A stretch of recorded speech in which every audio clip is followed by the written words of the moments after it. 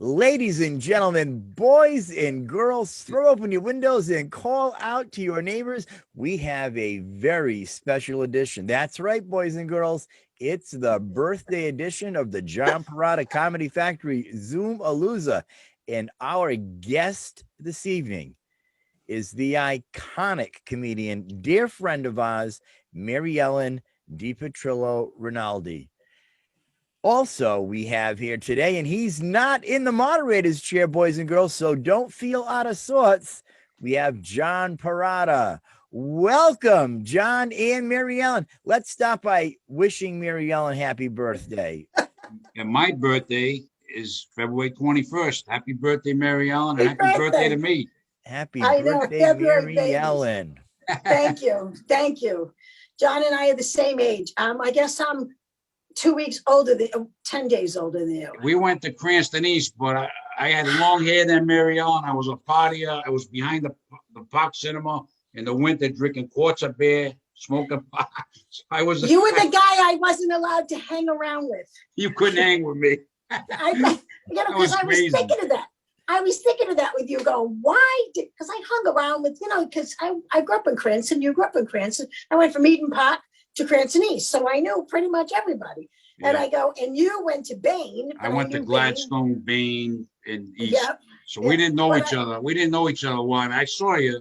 I didn't really know you back in high school, No, I was like, my father was the cop, so I wasn't doing anything. Yeah, your father was a police officer. That's right. Yeah. So I didn't, and if you were drinking behind the Park Cinema, my father was like, I gotta say, I dated for a short period of time at Cranston East, Colleen Mancuso, who became Colleen Gorlin. I dated her for a short time. I gotta tell the story. I went to her house to pick her up, and it was our first time I'm gonna pick her up at her house. I'm like 17 or whatever I was. With your long hair. Yeah, I think I had a long hair. Yeah, and I went in, and her father's sitting there. He said, "Where you taking my daughter?"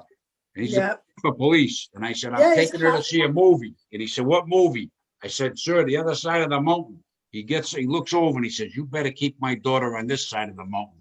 I was like, I'm horrified. I said, "This is not gonna last long." I got the long hair. I'm drinking quarts of beer, smoking pot. This is not going to work. Yep. Mike, you take over.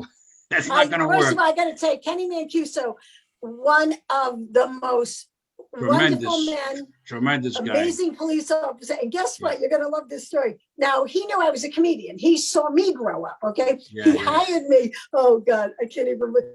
He hired me to do his son's bachelor party. Now, Now, first of all, they're not expecting me, okay? And here's Kenny Mancuso, and everyone knows you don't screw around with Kenny Mancuso, okay? I think he was Lieutenant Camuso at the time, or the captain. I don't know what he was, but he stands in front of all the guys, and he goes, "I hired her to be a comedian. I watched her grow up." So he basically said, without saying anything, "You better like her and say nothing. This isn't a stripper. She's a comedian. I hired her. You will all behave." And they were just like, I got to know him later through the years. Great guy. Seeing him around, and great guy. Colleen used to have a little thing in the post office, a little deli there, and I used to see him come in. And he's the greatest guy in the world. But when I had long hair back when I was 17, I was afraid of him. Yep. Mike, you'll take it over. Sorry, go ahead. That was I have one good police story from when I was a kid. 15 years old. I'm babysitting my next door neighbors. I got my friend Tommy Fielding over. He gets sick, legitimately gets sick. So I said, "Dude, don't worry about it. I'll give you a ride home because you don't have a license or a car." I'm like, "I'm babysitting. There's 2 cars in the driveway." So we take out the white Impala. So I back it out, go down the street, and I go by my house. I go right by my mom and dad's house, get down to the stop sign. I stop, and across the way is a cop car. I'm like, "Oh boy, this isn't good." So he's blinking his lights on, letting me know. I don't know at 15. He's being polite. "Go ahead, you can go." So I don't acknowledge that. He's blinking him. So finally I just go. So now he gets up behind me. We're on a little side street. Yeah. He puts the light on. I'm like, "Dude, he's got the light on." So I keep going. So now he gets up, comes up next to me, and he gently cuts me off onto the lawn. So now I'm like, what do I do now? So now he gets out of the car. He comes walking up to the car. I don't roll the window down. I open the door. So now he's jumping back to avoid the door. He looks at me, and it's Frank Ritchie. I hung around with his daughter, Lisa. He knew me well. Wow. You were lucky. He says to me, what's going on, Mike? He says, let me see your license and the registration for the car. Oh boy. I said, license? I don't have one. He goes, what do you mean you don't have one? You mean you don't have it with you, or you don't have one? I said, I don't have one, Mr. Ritchie. I'm only 15. So he looks down into the car like this. He goes, Tommy Fielding, that you? He goes, yep, Mr. Ritchie. He goes, get on your way, go home. So Tommy Fielding gets out of the car. He starts running. He's gone. So Mr. Ritchie's looking at me, and he goes, this is the Casey's car, right? I said, yeah, I'm babysitting. You're babysitting. Out 15, Where's no the license, kids? driving their car. The kids are at home. Yeah, well, Tommy only lives around the block. You know that. I'm going right back. So he says, he goes, here's what we're going to do. I'm going to follow you back. You're going to park that car in the driveway. I said, Mr. Ritchie, my mom and dad don't have to know. He goes, listen to me. I'm going to follow you back. You're going to put that car back in the driveway, and I'm going to pass that house all throughout the night. I see that car move. I'm arresting you, and I'm telling your mom and dad. You got it, Mr. Ritchie. Thank you very much. I drove the car home, and that was it. You never drove it again, did you? So you were 16? Not that night, but I did a lot. Now, who's Frank Ritchie, you say? Why is this name lay anything to value? Frank Ritchie is the Warwick cop that arrested Mick Jagger at the airport in Warwick. For pot. Yeah. Wasn't it for pot? Yeah. Mick Jagger and Keith Richards. How did they know they had the pot on? Jesus. Wow. I don't know. Wow. I didn't think to ask him that when he had me pulled over on someone's lawn without a You driver's should ask him if he knew Perrotta. without a driver's license. So I never drove until I had a driver's license. And I should have never got a driver's license because we used to do the driving test to get the license. I went with this guy, and and I still to this day, dude, I go over curbs when I take corners. And finally, we're going up Uniconnecky Hill, Providence over there. Go up there. He says, okay, I'm going to pass you. I think he knew my uncle or somebody. I'm going to pass you. That was horrible. He goes to get out of the car. I think I got the car and park. He goes in reverse. As he's going out of the car, he falls out of the car right on the ground. Now I'm in the car thinking, how's this guy's going to, he's not going to pass me. He said, just get out of here. Just get out. I forget the guy's name, but he was on the ground. He was on the ground. That's how I got my Rhode Island license. So anytime I get an accident, they should find that guy and blame him because he gave me the license. When I was 15 years old, I used to go on Warwick Avenue. It's still there to this day. There was the Senior Living Retirement Center. Not a nursing home, a retirement center, like a regular apartment or condo complex. So I would go over there knocking on doors, and I would make this pitch. I'll clean your car, $5, wash, wax it, vacuum, and bring it back. So many of these people handed me, a 15-year-old kid, their keys. I would take the car, go back into the neighborhood, pick up all my friends. We drive around for an afternoon or a morning. Then I take it to airport car wash for 50 cents, and I drop the car back off to them. Oh my! You people are horrible.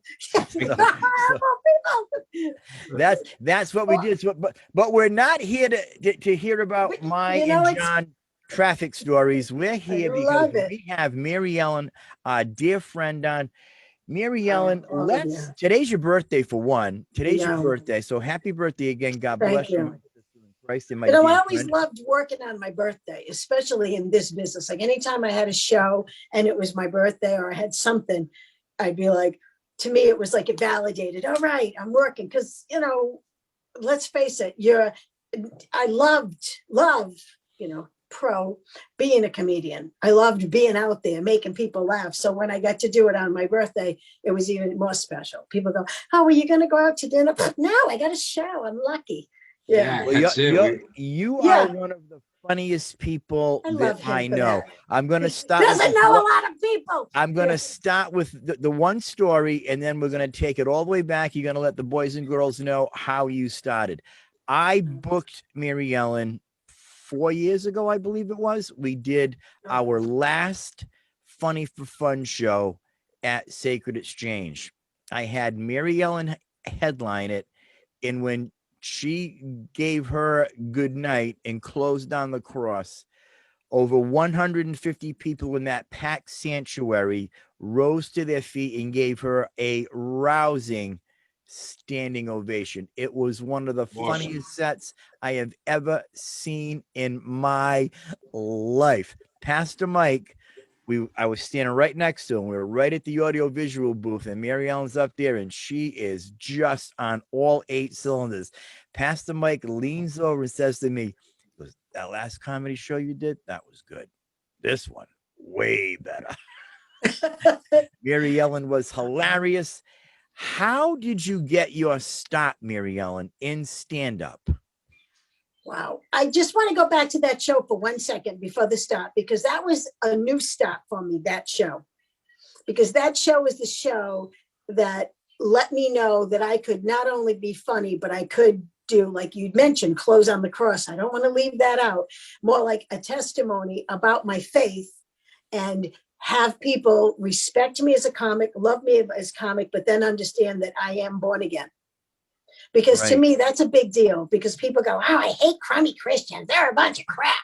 But to be able to go, no, this is it. Trust me, I fail all the time. But that show put me where I go, that's where I always want to be. Mary Ellen, John, this is hilarious. People from Sacred Exchange, they still talk about that show to this day. So we still are doing it, but we're doing virtual. We pulled the comedy out. We were gonna do a live book signing for Pastor Mike at my church, and Mary Ellen's name came up right away, and I said, "Well, Mary Ellen's not doing stand-up anymore." So I'm talking to Mary Ellen, and I tell her that story in her raspy voice, which I'm not even going to attempt to imitate. She starts yelling at me, "I quit for 1 day. I just quit for 1 day. I'm back." So then I said to us, it's funny we're having this conversation, because I was on the website the other day and I was looking at your bio. I said, "Boy, I wonder if I should take Mary Ellen off the website now." And she starts yelling again at me in the raspy voice, "You didn't take me off, did you? I only quit for 1 day. I only quit for 1 day." I said to him, here's what happened. Here's what I said to him, the COVID thing. Backstory. I have 4 children. 4 years ago was blessed, cursed, whatever it was, 4 children. And they completely changed my life. And the comedy, to be able to go out and do the comedy on a Saturday night when I always had a babysitter, was my refuge for the children. Plus I had really good material, like an entire new 2 hours, because kids are just amazing. So, and I just said to him, I was like, "I'm done. I'm quitting. I'm not doing it anymore because there's no work." That's why I was quitting. I wasn't quitting because there was work. And I said to him, "I'm just gonna," and I did say, "I'm just gonna raise the children, focus on being a mom, basically, for lack of another, I'm a stay-at-home mother, a 63-year-old stay-at-home mother, 4 children. The youngest is 8, the oldest is 14. And I'm 63. I am the Benjamin Buttons of motherhood." So when I was talking to Mike, I was just so like, God, every single time in this career, every time I think I'm going to do something, we all have. I mean, I would love to be able to go across the country and do stand. I mean, wouldn't you, John? Especially now at our age, love to. Give me a bus, stick me on a bus. Let me go from theater to theater to theater. That was my dream. Kids are grown. My stepson's grown out of the house. That was my yay. And then God said, no, you have a job to do. And I'm glad I have it, but then I still got to do that. That's when Sacred Exchange came up. I got to do that. So I just said to him that day, because I was depressed and eating bonbons and the house was a mess, going, "I'm just quitting." But I said to him, no, you don't quit. I'm only quitting if I don't have work. But if somebody wants to hire me, I'm right back in. And so funny that day. It was I'm like, Tom, I can't believe you believed me. Yeah, I go. Can you imagine? I'll tell you, if I had ever taken your bio off the website, I would have been devastated. You would have drove your car right through my front door, as John Perrotta says. No, I would have been so upset. I would have said, "Oh my God, he dropped me." Because as it goes, I am probably the most insecure comedian out there. Okay, why is that, Mary Ellen? Oh, I think too. Well, because I just totally am. And I always think everyone is always better than me. I always think I know we probably all feel the same way, but also I'm a woman. Okay. And I was the first woman. So all of my insecurities were built from 35 years of working with men, because men, you are amazing. I love you. Because see, guys just get in your face and they tell you what's going on. You know, I've had male comics come up to me and go, "You pissed me off." And I'm like, well, I don't play that way. I talk about you behind your back, you know. And I learned from the men from that, and I was grateful. But the women were the ones that would share with me that they were insecure about their performance or their looks. The guys didn't say that. So I just assumed all you guys had all your shit together and you were all set. Where here I am. We didn't have our stuff together. I know. So where did it all start, Mary Ellen? You've been doing stand-up for over 35 years. You're one of the funniest headliners that I know. Where did it you start? Also have to add this line that is completely unknown, has never been on any television show. I don't know how that happens. I don't. I'm gonna tell this story real quick. Mary Ellen knows this story. I'm hounding Charlie Hall left and right like 30 some odd years ago. Give me a dinner show. Give me a dinner show. Give me a dinner show. So I happen to be down at Periwinkle's, and Mary Ellen's got her show going on, her all women show. So Charlie says, you want to see and hear what a real comedian looks like? Stick your head through the curtain and stand there for like 5 minutes. So I do that, and it's Mary Ellen. Mary Ellen's up on stage, and the joke that she's saying is she's bent down, she's got the raspy voice going, and she's telling the women in the crowd, she's shaving her legs, her shins, her calves, and then she stands back up and says, "What am I doing shaving down here for? No one touches down here." The whole place just erupted in laughter. And I was like, wow, this woman is hilarious. And then Charlie says to me, "That's what a comedian sounds like. She's not filthy. She's not dirty like you," so on and so forth. And then all these years later, and the funny thing too with Mary Ellen, before we get into your origins, people would ask me, "Do you know Mary Ellen?" And I'd be like, "I know who she is. Do you book her?" I could, but I never have. I didn't meet Mary Ellen, John, until 4 years ago when really? Mike Murray took her to Sacred Exchange. Jacob, someone's calling you. Jacob, Molly's calling you. Sorry. That's the first time I met Mary Ellen, 4 years ago. Mike Murray took her to church, and that's when I met her for the first time. All throughout my career, I'd always known who she was. I knew how hilariously funny she is, but I only met her 4 years ago. So Mary Ellen, where did it start? How did this incredible comedic force to be reckoned with get her start? I actually probably started when I was 6, to be honest. I was always funny my whole life. I could make my father laugh. However, with that said, I didn't know what it was. I didn't know that, okay, this funny thing could do stuff. I listened to George Carlin, okay, never gave it a second thought. Went to see him at the Warwick Musical Theater when I was 17 years old. That's the 7 dirty words you can never say on TV. Love the album, listen to it constantly. And I saw him and I said to myself, I know this is insane, wow, I could do that. I'm like, wow, too bad he already has the job. That's how small my world is. That's how small. That's how little my world is. There's a guy, a friend, who said that she went to the Rose Garden to hear the president speak. They only do that for the seniors in high school. You got to be way up there. And that, what was it? I can't think. Oh, Clinton went. And when he went to the Rose Garden, he knew he was going to be the president. My friend went to the Rose Garden. She knew she was going to plant a rose garden. So it's the same thing. I'm like that. I'm like, oh, he already has the job. And I never gave it a second thought. I moved fast forward. I moved to Houston, Texas I graduated high school 76, 78. Probably 78, I pack up and I moved to Houston, Texas. And there's like 8 guys to 1 girl. The average age is 25. I'm loving life in Texas. So I go on a date with this guy and he says, I'm going to take me to a comedy club. I'm like, oh, okay. I've never been to a comedy club. We walk in and Thea Vidal, who is still friends with me today, she is a comedian.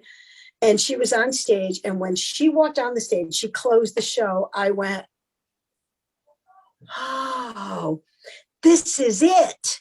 This is what I can do. I left my date at the table. I was always so true. I left my date at the table. I said, I'll be right back after the show. And I walked right into the green room, just walked right into the comedy. It was the comics annex or the comedy showcase in Houston, Texas at the time. There was the annex, the showcase, and another one. I walked right in the back room, just walked right in. Hi. And I said to Thea, I know I can do this. Now just tell me, how do I sign up? And the owner of the club was there, Danny Martinez. And he looked at me and he said, okay, show up Tuesday night, have 5 minutes of original material. I take out my little notebook. Now, mind you, I have a page 4 haircut. I'm wearing a pink suit because this is the 80s. And I'm like completely pressed all the way. Okay, I'm writing it all down. Yep, come on. All right, that was August 1985, August 6th was the day I went on stage for the first time. I got off that stage and he said to me, I'm going to make you a regular. And I go, what does that mean? He goes, you can come here now Tuesdays, Wednesdays, or Thursdays and do 5 minutes of original material. And I was like, oh, okay. And I said to him, I go, all right, but listen, I just have to tell you something, because some of these people, like, they're regulars and they suck. I don't want to suck. And if I start to suck, will you let me know? And he said to me, he goes, honey, you're a natural. He goes, you're never going to suck. You know, I mean, I've had shit shows, trust me, but that's what, because of that moment and because of him validating it right there. Because if he said to me, yeah, you're boy, no, I never would have done it. But what moxie you had to walk into the green I walked out room. on a date. I could have married that guy. He's probably a retired lieutenant with a $5,000 pension. And here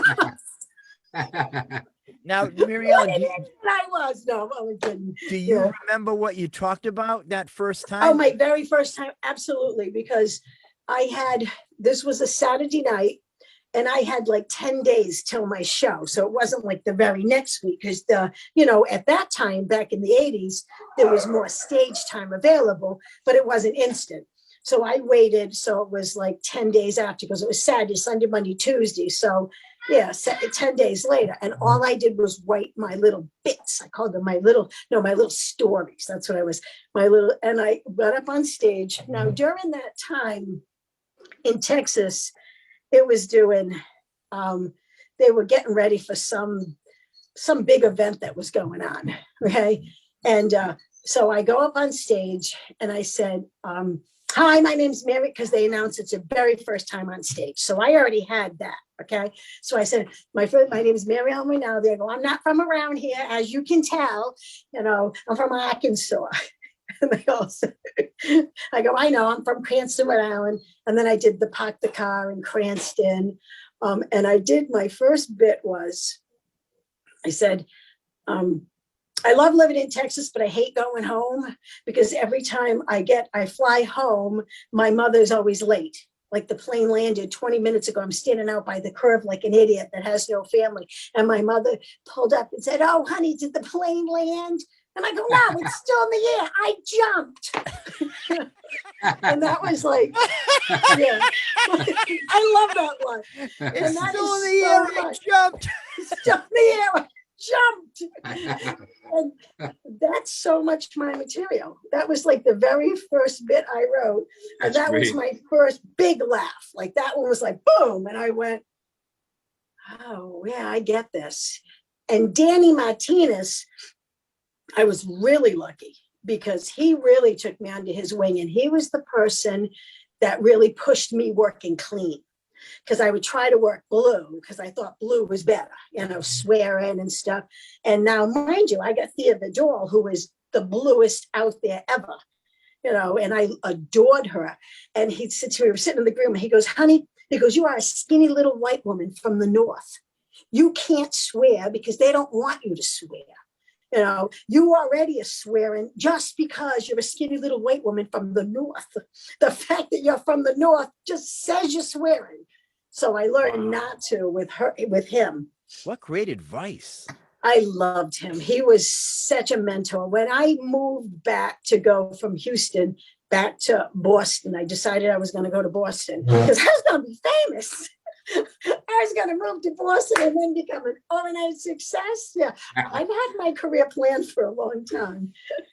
And I remember that was, it was so, they gave me a going away party. And I just was like, I really, really just cried, and just hugged everyone and said goodbye. Yeah. Now, when you left Houston, I want to know two things. One, how many years did you stay there under the mentorship of Danny Martinez?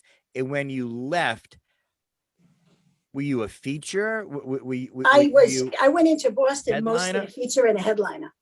Wow. I got into Boston with a strong feature. And I went in feature and I headlined for Mike Clarke relatively soon. Yep. The Connection didn't headline me. They featured me. And then, moving in. Nick's Comedy Stop, I headlined there. I went in strong. I came into Boston strong. Well, those are two powerhouse. Mike Clarke, we all know who Mike. I loved him. Yeah. Those are two powerhouse comedy outlets. Yeah. So if you be going in there headlining, you had to be on your A game. Yeah, I was on my A game. I was definitely on. Now in Periwinkles, I didn't headline. Isn't that weird? I came in featuring. What was wrong with Charlie Hall? Charlie, if you listen, what was wrong with you? No, Charlie made me work too. Charlie definitely. I think if Charlie put me in that position, because remember, there's also, I also needed to learn stuff too on stage. Charlie was a great mentor as far as saying to me, because sometimes you get lazy. When you're calling in the act, and Charlie would always pull the call. If I'm calling in the act, he'd say to me, he'd be in the back, what are you doing? What are you doing? Like, that's not how you're supposed to do it. So, yeah. And then I started headlining there too. But I mostly worked Boston in the beginning and then I moved to Boston. So that's a lot of it too, because I'm the anomaly. I always was the only girl. I didn't really work.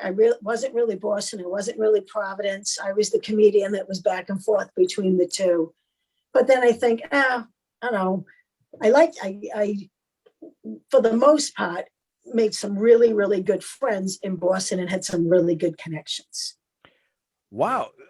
At that time, that was a huge melting pot of some iconic talent. I know. And you're right there in the mix, featuring and headlining. Holy Toledo.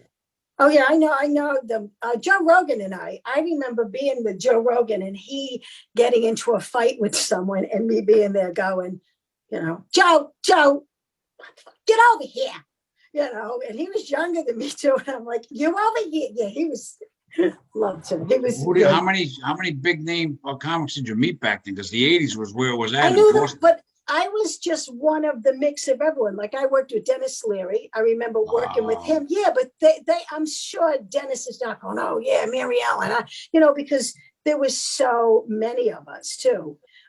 Dennis Leary, Jonathan Katz, I see him on TV quite a bit. Dave Cross. And the frustrating thing is, and I blame, hold on, it's scam. Usually I let the kids take this. Can someone take this phone call? I'm sure they want to sell us something. Who's taking it? Marley. Come on, Molly, hurry up, it's your turn. Hurry. This keeps them busy. No, Isabel, you going to take it? Absolutely not. Oh, she's not. No one's talking to me. Okay, I usually let the kids around. This one guy, oh my God, he was so funny. He was talking about Social Security, and Molly's like, And he goes, well, let me talk to you about it. She goes, I'm 37 years old and I have 2 children, Rebecca and Sarah, and my mother is dead. So, Yeah, I Okay, worked what was with, I didn't work, I saw Jonathan Katz at the Comedy Connection in 91. yes. And my wife's friend had won tickets and we went and I was sitting there and I had tried stand up around 83 and I'm sitting there and I said, I got to try this again. He gave me the inspiration watching him. He was a phenomenal comic. He was amazing. And his, who else? Frank Santarelli is Frank Santarelli is the first comic that I met in the circuit. He drove me to every place. It was like one night, he's like, all right, let's go. Takes me to Play It Again Sands, takes me to Nick's, takes me and introduces me.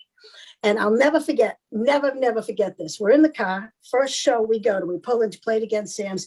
He says, keep your mouth shut and let your act do the talking for you. Don't tell them anything, who you are, where you came from. If they ask you if you're funny, say, I don't know. Put me up. And I did. And right as we walked in, he goes to me, and don't have sex with any of them. Because if you do, he said to me, if you do, it's going to lower who you are as talent. Right. Now I look back and some of those girls that were having sex have sitcoms. Okay. That's all I have to say. Okay. Frank Santarelli, suck information. Okay. Because I could have been sleeping my way to the top. All right. I go, maybe that's the reason why I'm still sitting here on Mayfield Avenue. No. But it was John Lazarus. He passed. I was at Stephen Wright. Definitely worked with Stephen Wright. Yeah, that must have been cool. Yeah, but wait, let me go back to Texas, okay? Because Texas, I worked with the Texas cow. Oh my God. See, now my brain is coming in. He was huge. He came out of Texas. Everyone knew him. He used to scream all the time. He passed too. Sam Kinison? Kinison, yes. You worked with Sam Kinison? He was in there. See, now remember, this is 35 years ago. They were coming through because the club that I was working, the Comedy Showcase, you know how comics would travel through, the road comics. That was a road comic place. See, Boston was different from Houston because Houston, it was all road comics. Boston, you could live in Boston and never leave New England and work every single night. I mean, there was so much work back then. So yeah, they would come through. Some of the magicians too, you know, it just because everybody was just the guy with the puppets that everyone likes. He's like a huge deal. I never Dunham. really. Yes, Jeff Dunham. Yes, Jeff You Dunham. knew him back then too? They were all Wow. starting. You know who else too? I worked with the little one, the black woman, funny. Oh my God, the curly hair, little Wanda tiny Sykes? thing. Yes, loved her. I went to see her because I'm not, you know, I mean, at the Comedy Showcase, they had the comics coming through and I would get to be the host, you know, and if I wasn't the host, I was at that club every single night. I mean, I was single, like 20 something years old. Okay. I loved it. And that was it for me. Get dressed up. Oh, I went from the little page boy, okay, to having my hair completely cropped off, curly, spiked out with a Comedy Showcase jacket, from this little suit type woman to walking around with a Comedy Showcase jacket and a pair of jeans. I'm like, I'm a comedian now. Wow. Yeah. So I worked with them and then I went to Boston and then I lived in Boston and worked out of Boston. And then I moved back home to Rhode Island. Now, Mary Ellen, in Boston, is that where you met Tommy Moran and Steve Cato? No, I actually met them from Rhode Island. I was back in Rhode Island at the time. Okay. And Tommy and yeah, I don't remember, you know how some people in your life, you don't ever remember meeting them. They were just there. That's Stephen and Tommy. Okay. I never remember being formally introduced to them. It's just that they were there. Like I remember being formally introduced to certain people in my life. Like, do you have that people you remember distinctly being introduced to? Right, yeah. Right. What was Sam Kinison like? What was Sam Kinison like? He was a nice guy. He was a really, really nice guy. You know, because remember, now I'm this little baby comedian, like, you know, I'm here amongst the greats, you know? And he was just, yeah, come on. I think one time No, that was Tony V. One time I worked with Tony V in Boston, and I had a bad set and I started crying. I got off the stage and I sat there crying, and Tony walks in the green room and he goes, "Are you crying?" I go, "Yeah."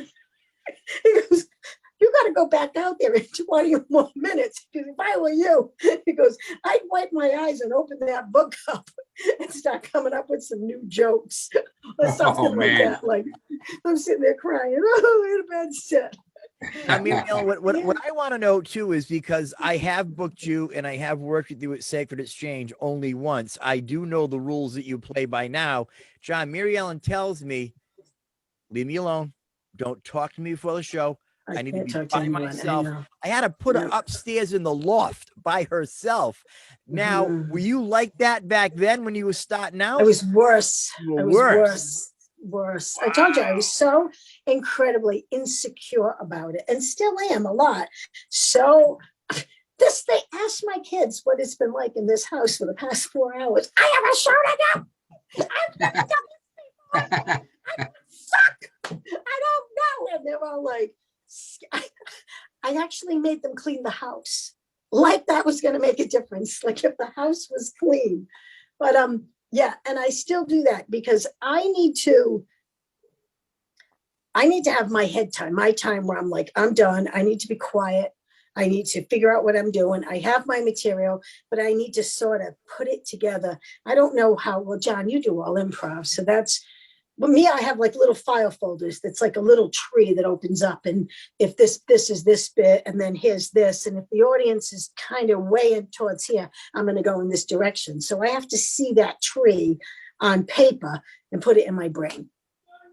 I think it's, you know what, I admire that you started you've met all these Joe Rogan, Kinison. Like I started in '83 and I quit for 8 years. I only got up 3 times, Mary Ellen. I quit for 8 years. I wish I had been part of that in the '80s. You were part of that, so that must have been really cool. I'll never forget it. But I also quit, remember too, I quit. I got married I met my husband in 98, ex-husband, 98, just so you know. 98, not you, but you know, people are watching. Because I have 4 kids, so I am definitely not what you would call a good catch. Not at all. I had one guy say to me, he goes, "Listen, I like you. You do it for me, but you got 4 kids and I can't do that." I wanted to say, that's the reason why I'm married. I'm divorced. My husband said the same thing. You want kids? I'm out of here. No, oh, man. But no, that's a whole, no, I got to say does it make him a bad guy for not wanting to do it? Doesn't make me a good guy for wanting to do it. You know, it's real. You know, I mean, there's not too many people that would go, "Hey, you're going to bring in 4 kids. Great," at our age. You know, so that's a, you know, what was I saying? That's really amazing that you've done that for 4 kids. That's really something. You should be proud. You should be proud that you know what I mean? That's great. I got to be honest. This is probably the greatest accomplishment I've ever done. And sometimes, like I joke about, why didn't I make it? Or why wasn't I there? Why didn't I do that? I did stop when I got married too, because my husband had a son and we raised him together. And that was probably one of the happiest times of my life too. You know, I think when you're doing, I gotta say, God's work, like I know that this was something I was sent to do. You know, I prayed for it when I was 30, when I realized I wasn't having children. I didn't know it was going to take him another 32 years to fulfill that prayer. I would have said, "Dear God, please give me children," up until I'm 40. You know? But and that's why when I say about the comedy, like, I quit. I mean, I didn't quit getting booked. I quit working at it. Like, my full job right now is to pay attention to what's happening in my house. And even more so, this is since 2020 was insane for everybody, for kids, and people are bouncing off the walls, and there's so much anger going on, including me. And 2021, we're doing kindness. Everything in our house is about being kind. And I'm seeing a change, a shift in the house. I'm seeing a shift in the children. It's small, but I mean, I'm always practicing kindness outside. I'm sure you are. I'm in the supermarket. My cart's loaded with food, and there's someone behind me that has 3 things. I'm like, oh, you can go ahead of me. I'm a kind person. But then I go home and I'm saying to the kids, why didn't you do this? What's wrong with you? You failed this class. You can't fail. We can't have failure. And I started to realize I need to be kind at home first. And that's been this year. It's been, I'm noticing a difference. And it's funny because even some of my friends who I'm very close with, and I said I had to say it with kindness. So sometimes I can't even talk because I can't say it with kindness. So I have to go, okay. But I think this year going forward for me, it's not about me. It's not about my stand-up. It's about teaching these children that right now we absolutely positively need to be kind to each other. And once we start it at home and it blends out at home, it moves on to everyone else. Because I also have, as a foster mom, I have foster parents. And I'm learning, instead of being judgmental and going, I would never, because, but in realizing, no, I probably would have done exactly what they did if I was in that exact same situation. And if I look at it with kindness and I go, it's different and it's changing it in the house, I'm not yelling as much. Now, the 14-year-old will tell you that's not true. That's not true. Did you hear her? Lie. She doesn't have a phone. Yeah. That's been 2 weeks. 17 days without a phone. And she's been much kinder. Mary Ellen's ruling with the iron fist. John, I want to tell you that when we had Mary Ellen at Sacred Exchange, and she headlined that show, closing it out, she talked about some of this. And that entire audience went from, I'm talking high level hilarity. It was, Mary Ellen was as funny as anyone you've ever seen on Netflix, Showtime, HBO. And then when she pumped the brakes to close on the cross, there were people crying. And when she said goodnight, as I said before, I'm not exaggerating, that entire sanctuary shot to their feet. I have it on tape. We recorded it. My only regret, I look really fat. I'm only kidding. No, you didn't. No, you didn't. My only regret with that is there was so many people there, we couldn't set the cameras up closer. So they were far back. But I do have it on video, and I'm glad that I do. And Mary Ellen she shared from her heart. The things that she's working with right now, she shared with her heart. So it was that raw honesty, and it was just so funny. And then when she pumped the brakes and closed down the cross, boy, it was a moving moment in that sanctuary. So now, Mary Ellen, we're in Houston. You're rubbing elbows with Sam Kinison and some heavyweights there. Then you go up to Boston, Stephen Wright, Mike Clarke is booking you. Yeah. So I'm sure you brush elbows with his brother Lenny, Joe Rogan. Oh, Lenny, loved Lenny. Lenny was so cool. Oh, Lenny and I were in a contest together years and years ago. I mean, we're talking years ago. He won, and I came in second. And he came up to me, and he goes, "You were good. You were good. You should have won, but I'm glad I did." It's like, yeah, he was good. Yeah, you should have won, but I'm glad I did. Yeah. This is just such a fascinating story. Long time. I was young. And then for me, I think what happened was, I always wanted it. I wanted to go to LA. I wanted to go to New York, but I was like, don't know if I'm going to jump. Couldn't take that leap. I used to say too, I didn't look good poor. I only looked good rich. Like I didn't look good sleeping in my car. And I would never take that jump. And then I ended up getting married. So that changed everything. And but you did take a big jump. You're a kid. You moved to Houston. You walk into a comedy club. You tell your date, "Hold on, I'll be right back." You're taking the green room by storm. Hey, I can do this. How do I sign up? I can do this. How do I sign up? That? Yeah. I find that fascinating. I always say the drive overtook the fear. That moment, that absolute moment in my life. It was like, I was like, they have a place for this. This is a job. I got to get that job. And that was all I did. And at the time I was at Clear Lake United Methodist Church. There's a backstory going to that church. And I did, after I started doing the stand-up, the pastor of the church, she put on they had like a show, and I did my first stand-up there at that church. And she said to me, Reverend Martha Gerling, she said, she was such a great woman. She was a tough old broad. I kind of think like, she says, God gave you that gift. Don't use it to hurt people. I never want to turn the TV on and be embarrassed that I encouraged this behavior. Yeah. God gave you this gift. Don't use it to hurt people. What great advice, Mary Ellen. My father too, right before I lost my dad, the last thing he said to me was, pay attention to your dreams. They're there for a reason. Wow, Mary Ellen, you're going to make me cry. That is deep. That make me cry. I'm still, no, I know.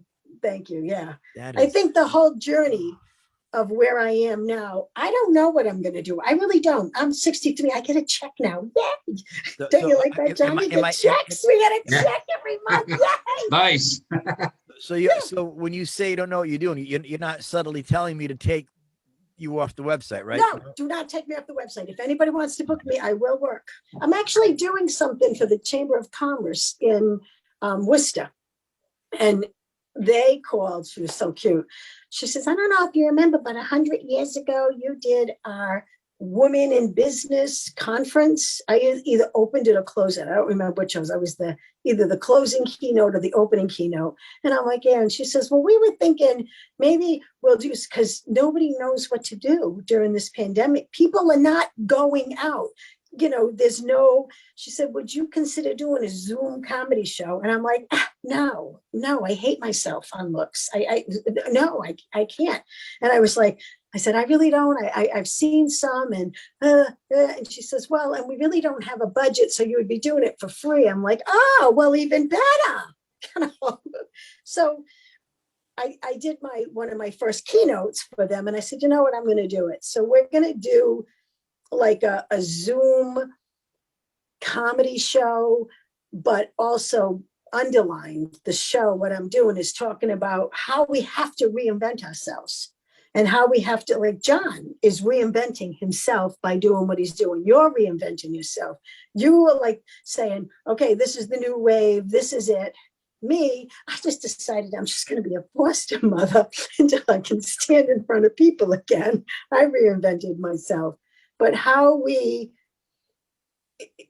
have to reinvent ourselves. We have to think about what we're going to do. John had said earlier, if I can share, he goes, I was so depressed I wasn't on stage. And we all know what that's like. He said, I decided to do this. I'm still connecting to people.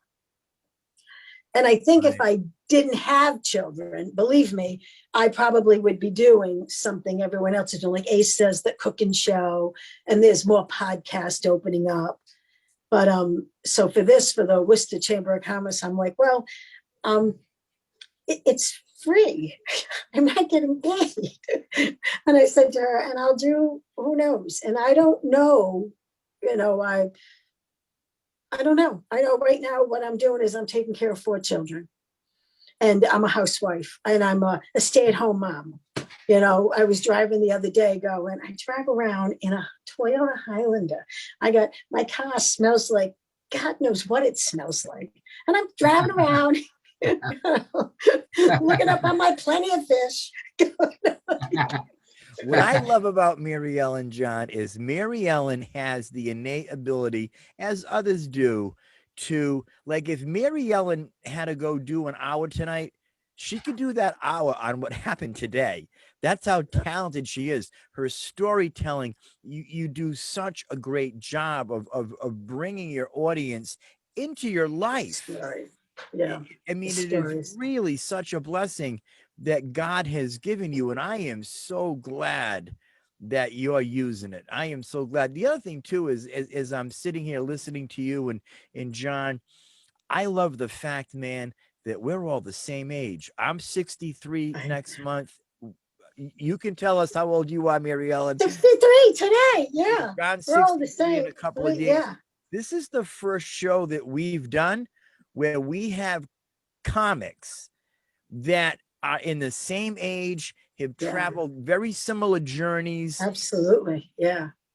That's never happened, right, John? I mean, we love the people we have on, but a lot of them are brand spanking new. They're young. They're making their way. God bless them. That being said, they don't know the road that we've traveled. And this is just fascinating hearing your story. I'm learning all this tonight for the first time. I never knew about Texas. I never knew about Boston. All throughout my career, when I had Meatball Comedy Stop, and even before that, was people would ask me, "Hey, do you know Mary Ellen?" I'm like, "Yeah, I know who she is, but I don't really know her personally." So that day that you come walking through the door at Sacred Exchange, I know who you are. I'm honored. You remember, I came right up to you. I know. I was like, "Wow, you made my day." I'm getting to meet Mary Ellen DePetrillo today." I'm like, "Oh my goodness, it doesn't get any better than this." I was so excited to finally meet you and then to become the good friends that we become. Man, you've been a blessing. Absolute blessing. I call him John, just, I will call Mike and go, "Can you talk?" And I just give him all my stuff. And I used to tell him, I tell him about everything going on. He's like, yeah. Like, oh, yeah. This one, I give him all my dating stories. We've been, going to work on some projects and whatnot. Mary Ellen is going to be with us on these projects. And I've told people on my team that are going to interact with Mary Ellen, I warn them. I tell them, Mary Ellen starts at 120 miles an hour. There's no warm up. As soon as you say, get ready. She's coming hard. That is why I have to be alone. Like, I got to get to that level. You've got to. And another thing too, I learned that now I'm pulling back with kids. See, the problem with raising kids, I never had kids. I was the aunt. I was a great parent because I never had any. I came from a huge Italian family. Everybody had children. I had the complete experience of watching every single one of these children grow from 11 women that I was cousins with, sisters with, and best friends with. And these children are still grown. These kids are all grown now. But I was the best at being the parent because I was the aunt. I was the friend. I could listen to them. And then when I took on this role, it's like I couldn't be the comedian anymore. I couldn't just say what I wanted to them. I had to, because it wasn't about me anymore. It was about them. That was a tough shift for me, a really tough shift, because they don't think I'm funny. I was going to ask you that. Has Molly and company ever come to see you anywhere? They've all worked. When I did Funny for Funds, I did a lot of Funny for Funds. I did a lot of the clean comedy division. If they wanted clean comedy, I was the one. But my kids have all come and helped me. They all set up the shows. I have Molly, the little 8-year-old. She's funny. She's funny. She would be sitting out. She's 7 or 6 years old, cutest little button. She's sitting on the stage, waiting for the show to start. I'm like, you got to get off the stage. But they've seen me, but they don't. Plus, I change the act when they're in the room anyhow, because I don't talk about them as much. I make it different. But they don't see the comedian. Like, they hear the people laugh, but to them, it doesn't. John, did your kids ever watch you? Well, you have children. Do your kids watch you? My son's 30, my daughter's 27. So they as they got older, they saw me. They did come to some bunch of shows. Did they think you were funny? Did they go, "Oh, my dad, you're just the funniest thing in the world"? Maybe sometimes it depends, I guess. Yeah. So I loved it when they were in the crowd, though. When they were in the audience, it made you feel good, that your kids were there. It makes you feel good. Yeah, and I liked it that they worked. Like, I had them set up and I put them on the payroll and they got paid. You go, set this up, set this up. Yeah, because it's important for them to have skills. What?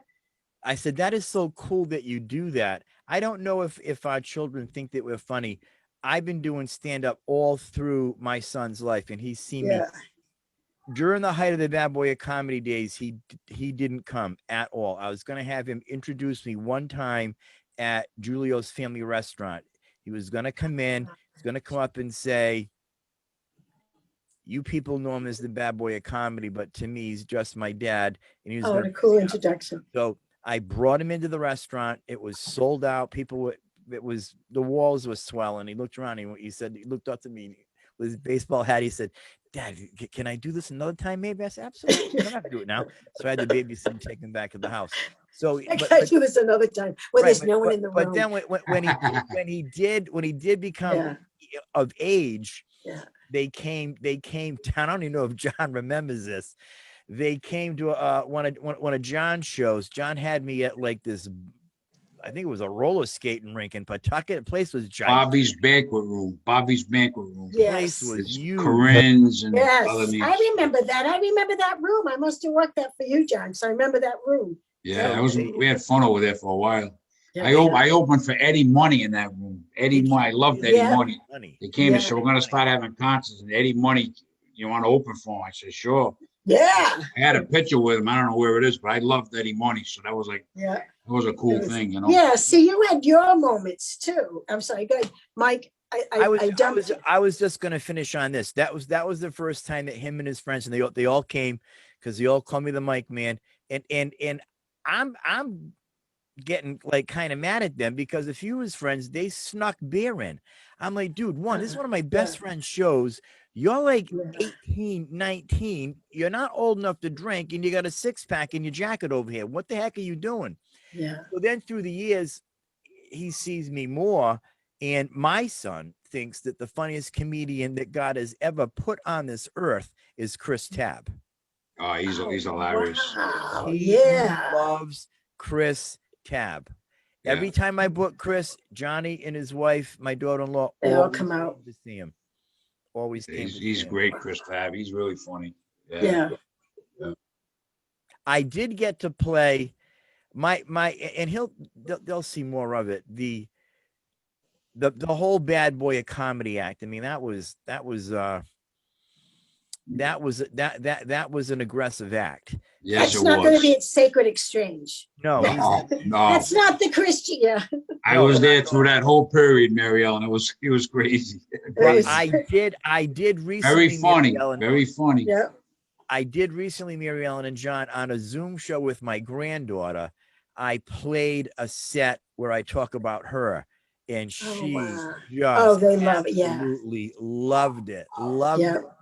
Loved it. Yeah, my nieces and nephews, I would do, because remember, I was young.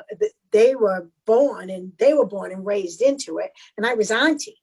So I would take them in the summertime.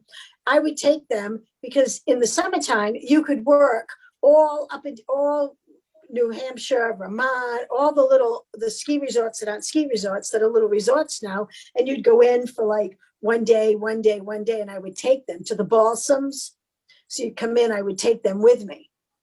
And they'd play, and then I would do the show, and they remember it as, oh yeah, traveling with Auntie. We do the show. Another guy who I was, God, I know his name. Everybody, he's there's a singer. His name Bob Marley. Oh, Bob Marley. Yeah, I used to work with him when he started. Yes. Yeah, he was a great, hilarious. He was such a good guy too. I had the kids with me driving to Maine, staying in his house with Tracy at the time, his girlfriend or whatever she turned out to be, with Erin and Talisha, my two nieces, two little girls. Here I am. I always had kids with me now that I'm thinking of it.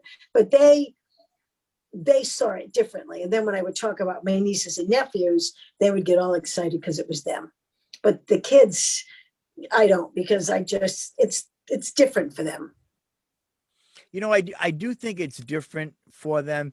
And I've had the pleasure many times of talking to you and hearing how lively they are. And you feel the love, you know. Amazing. They're not even making any noise. I can't believe this. I don't want to shut this off because all hell's going to break loose. You've got such a beautiful, loving household. And I'm sure they get it. I'm sure 85% of the time. We go for 85. Yeah, sometimes it's insane. Try 85 away, please. Yeah. But yeah, they're good kids. They certainly understand how talented you are, because not many people, Mary Ellen, can do what you do. Get up in front of a packed house and just open up your heart and say, this is me, and make it hilarious like you do.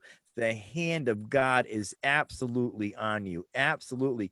Now, John, I don't know if you know this. Mary Ellen's the one who put Tommy and I together. I have a call coming in from Poppy Champlin. I'll have to call her back. I don't know why she's calling me. Poppy. Wow, Poppy. I don't know why Poppy Champlin's calling me, but I'll call her after. I bet Hi, it's a Poppy. butt call. No, I'm only kidding. Yeah. Maybe. I don't know. Yeah. She's never called me before, so I don't know. Maybe it's Maybe something she's good. watching. Maybe, Yeah. right? Yeah.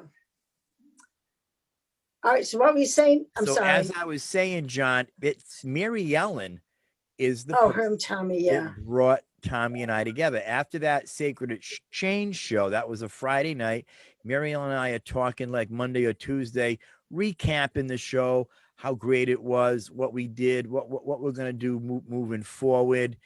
Because I had told Mike Murray for probably a year and a half, maybe 2 years, that he's missing the mark with the Christian community. Yeah. And that night proved it to him. He came out into the foyer and he said, I may have to reevaluate this. So then he taps Mary Ellen to run what was going to be that time the Christian division. Yeah. That kind of shifted and changed. But that Monday or Tuesday, Mary Ellen and I are talking. And I mentioned Steve Cato. And she's like, Cato and Warren. I said, yeah, I know. I said, I know those guys. I said, I don't really know Tommy that well because I only met Tommy once. Tommy came into Bally's one time. Hello, how are you? That's it. Right, Tommy. Yeah. But Yeah. Steve and Cato, I was actually friends with. Hung out with him for a lot, painted some cars for him, started in stand-up with him. And then maybe a day or two later, maybe the next day, I see 617 on my phone number. If it doesn't come up John Perrotta or Mary Ellen DePetrillo Rinaldi on my phone and I'm seeing your picture, I'm not taking it because I don't know who you are. I answer this call. It's Tommy Moran. Oh, Tommy yeah. Moran. And we haven't stopped talking and loving each other since. And we came together. He's a great guy, Tommy. Laughter and hope. I got another one coming your way. I'm just waiting on him to get a little more polished. Another Christian man that you're gonna really, really like. That you'll be like, wow, yes, speaker. He's he's another one. I'll tell you about him later too. So to bring that story full circle, we get interviewed. Mary Ellen, myself, Tommy, Mike Murray, Rhonda Corey. They did a great job interviewing it. It went out in the Cranston Herald, the Warwick Beacon, a couple other newspapers. It was a great, like a big one-page pictures, the whole bit. It was very, very good. Matter of fact, it may have been two pages full. It was a great article, but then nothing became of it. There's no bookings, nothing's becoming of it. And Tommy this is bothering Tommy. Tommy's upset with this because he wants to move. And when I say move, he wants to move on this. He wants to bring in comedy for the glory of God. So we're talking on the phone one night, and I said to him, dude, we don't need them. We don't need them. We'll start our own ministry. We'll call it Laughter and Hope. I'll build a website, and the rest is history. And that was God's hand on Mary Ellen to put us together. And here we are today. Well, I got to say one thing, like I'll talk about my insecurity, but when it comes to talent, I was never afraid of talent. I was never afraid to promote it. I honestly, like so many comics would say, you're the reason why I did this. You're the reason. You helped me. You did this. You did that. Because I was never afraid to let someone be better than me or know someone was going to go further than me. That's Joe Rogan. Like, I know if I actually called him and spoke to him, he would say, I remember that night when I said to him, don't do that. Don't do that. You're going to get in. That's going to hurt you more than it's going to help you. You know, and I remember him coming in one night from New York. And this is when I knew he was definitely going to. And I said to him, there's no doubt you're going to make it. There's no doubt. He, Boston, New York, you take the bus, and he got there early, and it was warm when he got there, but it got really cold. And he asked the the doorman if he could come in and wait inside. And he's telling us this. We're at Nick's that night. It's like 1 o'clock, 2 o'clock in the morning, 1 o'clock in the morning. And he said, and the guy said no. And I'm thinking to myself, Wow. I said, you still stood out there? Like, and he stood out there waiting to get on that stage in the freezer. It got cold. He didn't have a jacket, he had a little jacket. And he goes, I stood there waiting for 3 hours for those doors to open. And I remember saying to myself, I would have got right back on that bus and went home, or the train or whatever it was. And I looked at him, and I'll never forget, I said to him, right there, my friend, that's why you're going to make it. Because anyone else would have went home. Yeah. You know, anyone else, well, not anyone, but I would have went home. To be really honest, I would have been defeated at that door. You know, but I was never afraid of talent. I was never afraid to say, oh, look at this person.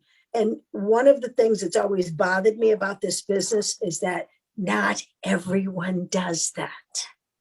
Not everyone will promote another talent that's funny because they're like, then it ruins it for me. And I'm like this, and that's what I love about working with Mike Murray, working with you, working with Johnny. You guys were like, sure, come on, the more the merrier, the better. Keep promoting talent. But not everyone does that. And sometimes if you're not, you know, if you're better than them, you're not going to work.